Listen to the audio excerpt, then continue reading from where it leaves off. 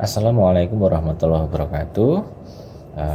Semoga keadaan kita semua dalam kondisi sehat walafiat dan bisa menjalankan aktivitas keseharian kita dengan baik.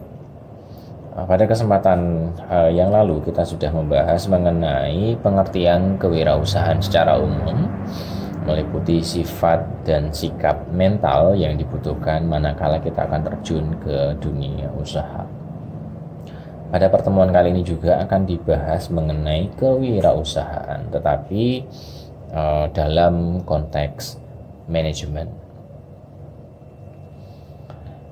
Faktor pendorong pengembangan perusahaan itu dimulai dengan adanya permintaan pasar.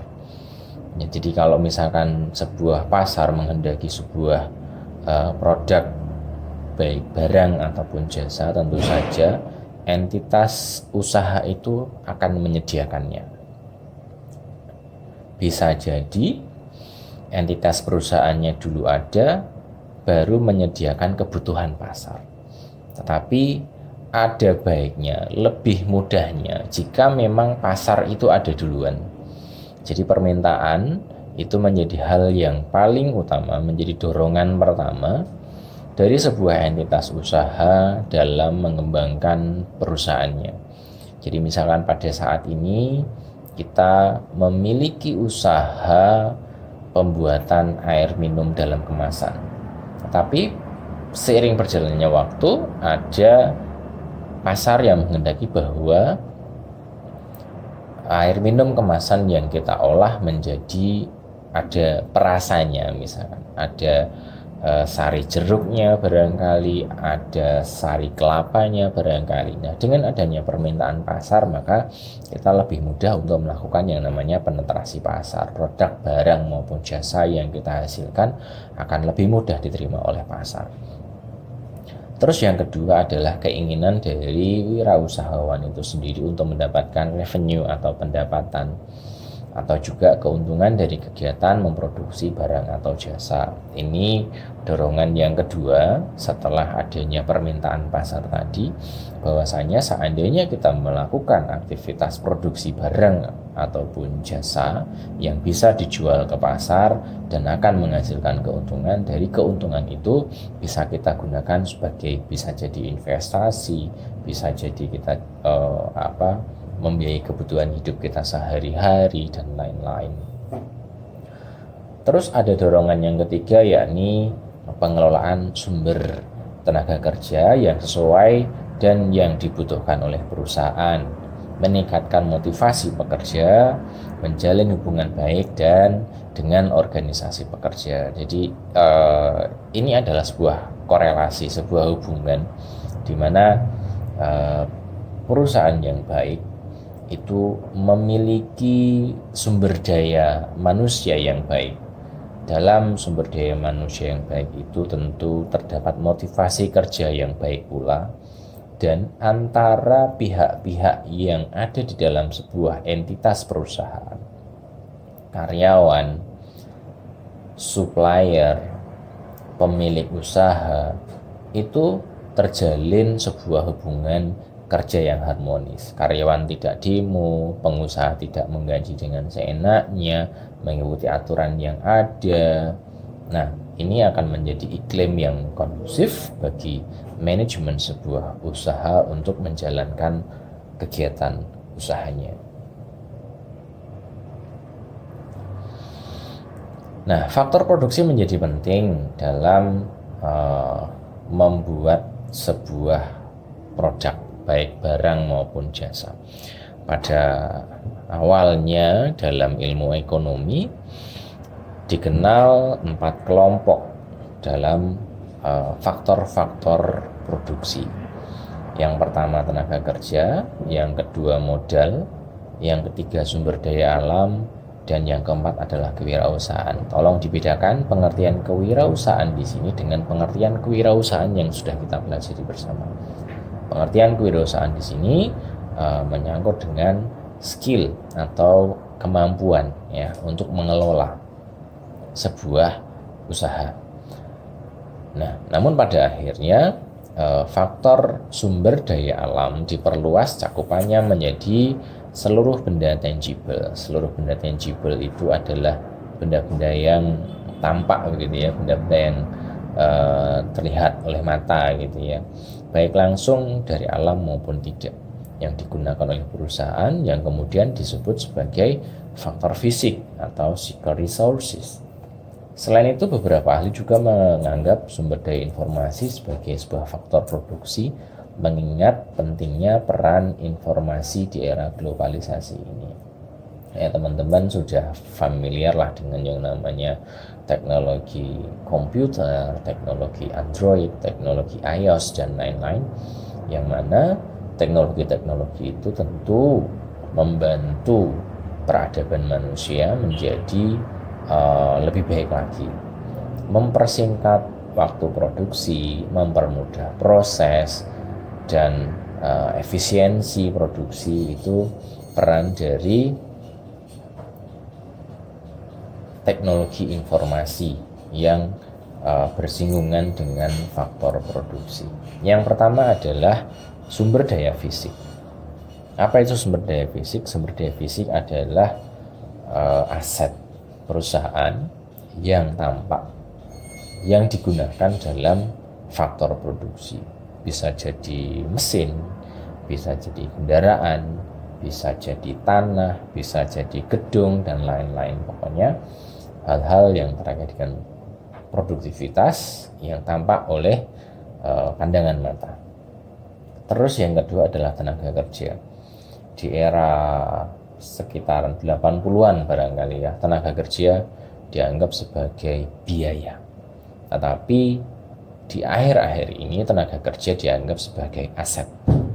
Tanpa adanya tenaga kerja yang unggul, tentu saja produktivitas dari perusahaan juga tidak akan baik. Terus modal yang di sini bukan berarti kapital, bukan berarti uang modal, tetapi modal di sini adalah modal yang berupa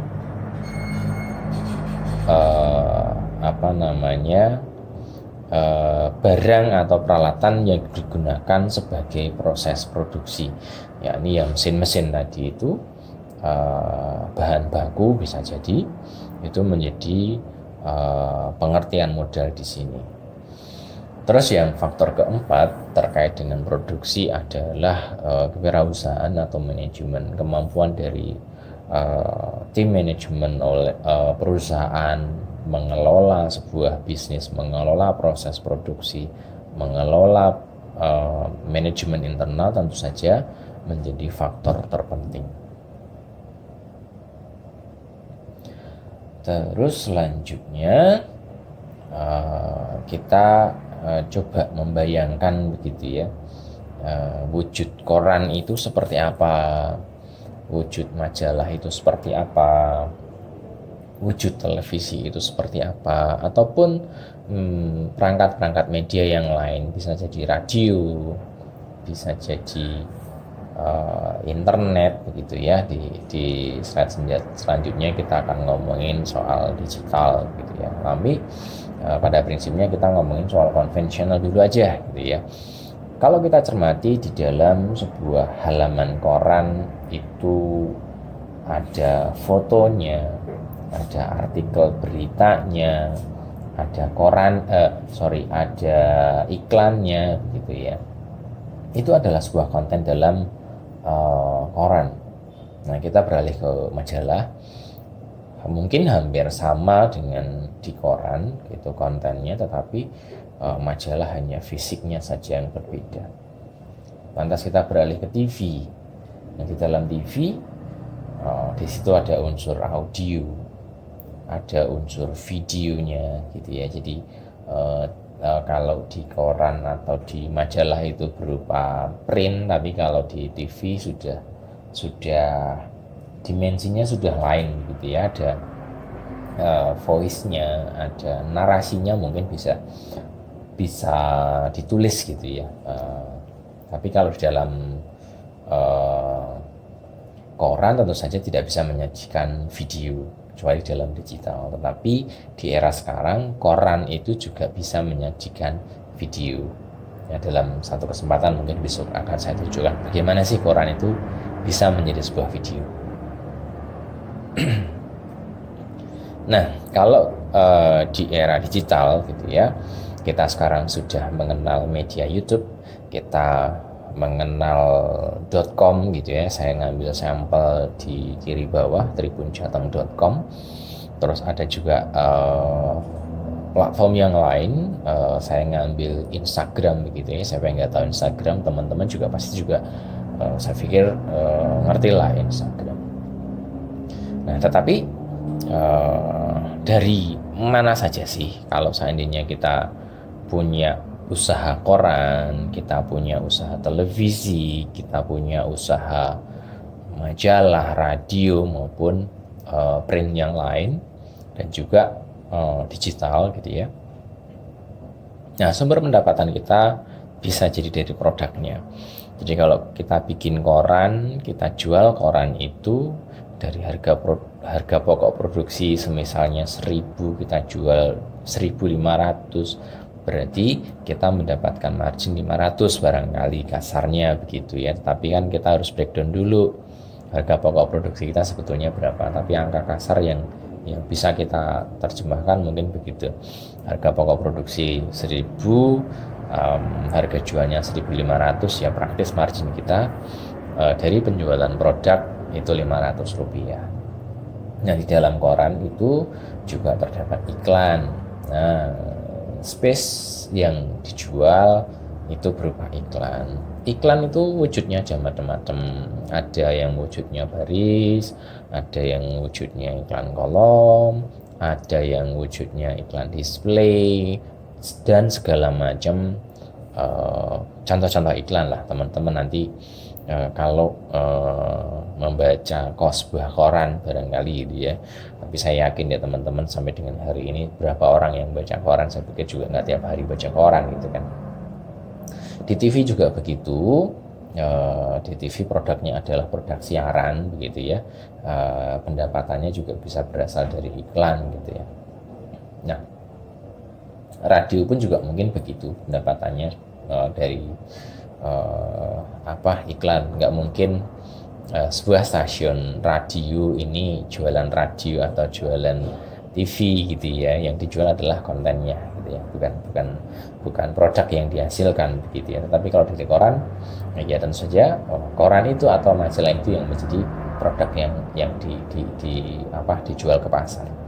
Nah, ada yang unik di industri koran, karena di industri koran itu mengenal yang namanya distribusi, makanya ada jasa titipnya gitu ya. Jadi tiap hari sebuah perusahaan koran itu dia mendistribusi koran sesuai dengan jadwalnya. Nah, bisa jadi ada perusahaan air minum kemasan yang dia tidak beriklan, atau bisa jadi beriklan. Ada tambahan benefit lain berupa brosur yang dititipkan dalam distribusi koran tersebut. Jadi dalam koran itu selain ada iklan, ada brosur tambahan yang diselipkan di situ, disisipkan di situ, dihantarkan bareng dengan pengantaran koran ke pelanggan-pelanggan. Nah, kalau di digital kita ngomong soal YouTube, kita ngomong soal Instagram, kita ngomong soal tadi platform.com tadi ya, portal.com. Pendapatan yang paling penting juga yang pertama dari iklan, yang kedua dari visitornya. Jadi semakin banyak orang mengunjungi halaman kita, semakin banyak pendapatan yang kita dapatkan gitu. Terus yang terakhir yang akhir-akhir ini marak dicari orang adalah AdSense gitu ya. AdSense yang dikelola oleh Google. Aspek produksi. Nah, di dalam industri media surat kabar tentu saja bagaimana caranya memproduksi surat kabar itu sehingga kita bisa menikmati sajian surat kabar yang ada di sudah ada di hadapan kita. Kita membayangkan tadi di dalam koran itu itu isinya yang pertama adalah berita, isinya adalah iklan. Jadi yang pertama news, yang kedua adalah advertising. Itu materinya dari news. News itu berarti dari reporter ya. Reporter melakukan liputan di lapangan, sekaligus membuat karya tulis jurnalistik begitu ya. Terus untuk iklan itu dikendalikan oleh account eksekutif. Dia datang ke sebuah perusahaan tertentu menawarkan jasa periklanan, oke, deal dapat gitu ya. Materinya dibawa ke editor gitu ya. Nah, di editor dia mengkoreksi tata bahasanya, mengkoreksi unsur-unsur kesalahan penulisan, unsur-unsur jurnalistik, kaidah jurnalistik yang dibudayakan di sebuah koran tertentu, karena tidak semua koran itu budayanya sama gitu ya. Bisa jadi di dalam sebuah koran tidak diperkenankan menulis kata kamu gitu, diganti dengan anda gitu ya, bisa jadi budayanya masing-masing. Nah, setelah di editor, editingnya selesai, baru dikirim ke produksi. Oh ya, sorry, selain di news tadi itu tidak hanya artikel teks ya, tetapi termasuk juga unsur foto. Nah, setelah editor baru masuk ke produksi. Di dalam produksi ini dia sudah diproses sedemikian rupa, dicetak menggunakan mesin produksi, dan kemudian hasil dari produksi koran itu dijual atau didistribusikan